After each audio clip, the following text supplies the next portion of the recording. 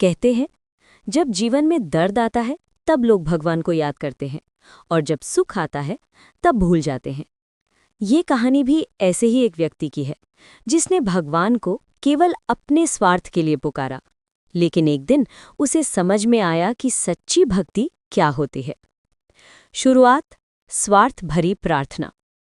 राजेश नाम का एक व्यक्ति था। उम्र करीब 35 साल। शहर में नौकरी करता था। हर दिन सुबह ऑफिस, शाम को घर और बीच-बीच में कुछ मिनट भगवान के नाम के। लेकिन उसका भगवान से रिश्ता स्वार्थ से भरा था। जब भी कोई परेशानी आती वो मंदिर जाता, दिया जलाता, माथा टेकता और कहता, हे भगवान, बस इस बार मदद कर दो, अगली बार मैं सब सुधार दूंगा।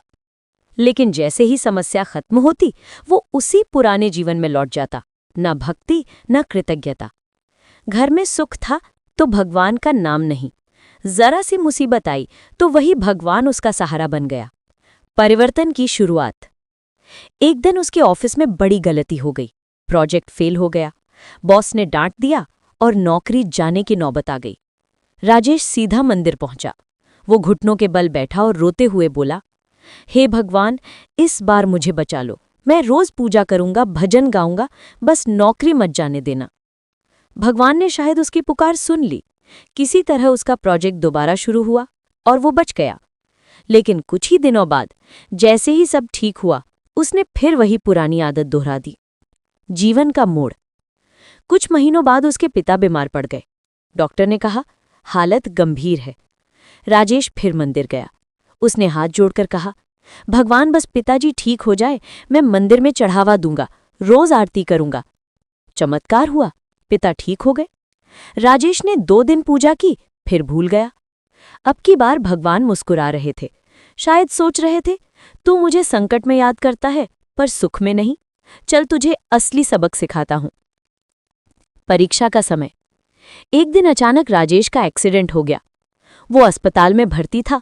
कोई देखने नहीं आया। कई दिन तक दर्द में पड़ा रहा।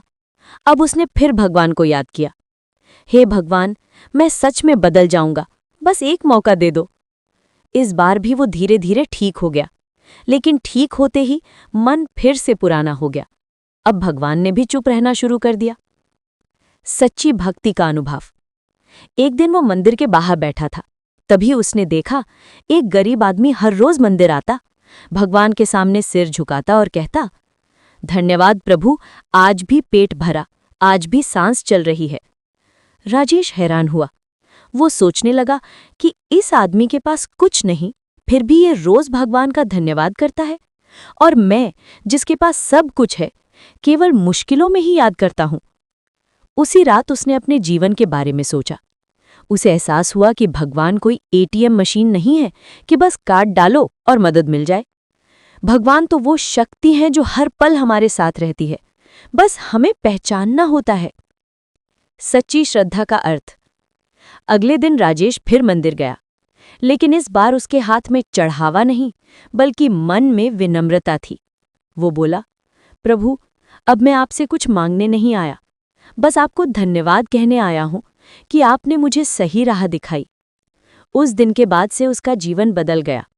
अब वो रोज सुबह भगवान को याद करता, लेकिन मांगने के लिए नहीं, आभार व्यक्त करने के लिए। वो दूसरों की मदद करने लगा, माता पिता की सेवा करने लगा और उसका मन शांत रहने लगा। अब उसे समझ में आया कि सच्चा भक्त वो नहीं जो संकट में भगवान को पुकारे, बल्कि वो है जो हर सांस में भगवान को महसूस करे। संदेश। बहुत से लोग भगवान को सिर्फ अपने स्वार्थ के लिए याद करते हैं। जब तक दुख है तब तक पूजा, जैसे ही सुख आया सब भूल गए। पर सच्ची भक्ति तब शुरू होती है जब इंसान बिना किसी स्वार्थ के भगवान को याद करता है।